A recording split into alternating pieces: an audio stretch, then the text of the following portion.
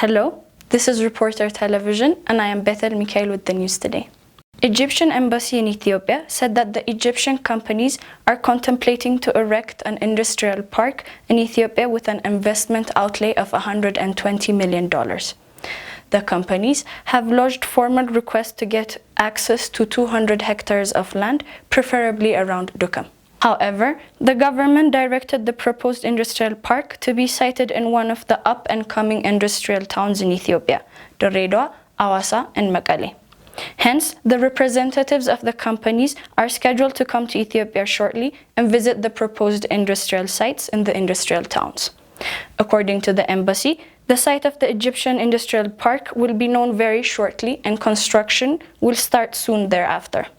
Once completed, the park will be the second industrial park owned by foreign companies to be operational in Ethiopia next to the Eastern Zone Industrial Park, which is owned and operated by the Chinese. Opposition party leaders Habtamu Ayyalu and Abraham Solomon were released from prison yesterday on bail, while the case continues with the court examining the prosecutor's evidence.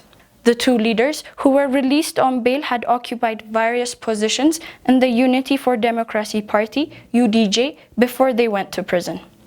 Although the court granted bail for all 5 opposition leaders who are being prosecuted and who remanded under custody since the start of the case.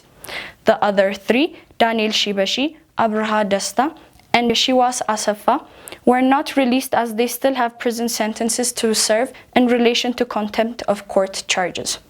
However, the court is yet to make a decision regarding the contempt of court charges, whether it will be considered since the day they were arrested or the date they were found guilty of the crime. Based on this determination, the court will pass the decision to either to release or to detain the other 3 prisoners. Leaders of the opposition parties are accused of terrorism charges, and the case has been going on for the past 2 years.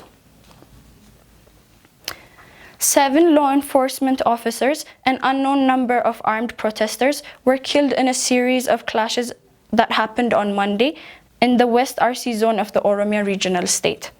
According to eyewitnesses, the clashes were widely observed in the Shala, Siraro, and Shashamene waradas in the West RC zone, claiming the lives of 7 police, unknown number of armed protesters, and causing destruction of property in the region.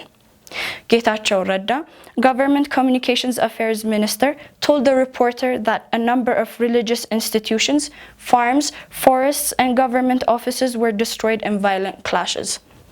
Although the government is still in the process of investigating the damages and the causes of the clashes, so far we are able to verify churches and mosques were burnt to ashes by the protesters, said Getachew, accusing the protesters of choosing violent means. The minister also noted that 12 were arrested in relation to the conflict, and recent clashes has little similarities with the series of protests that have been taking place across the Oromia region last month.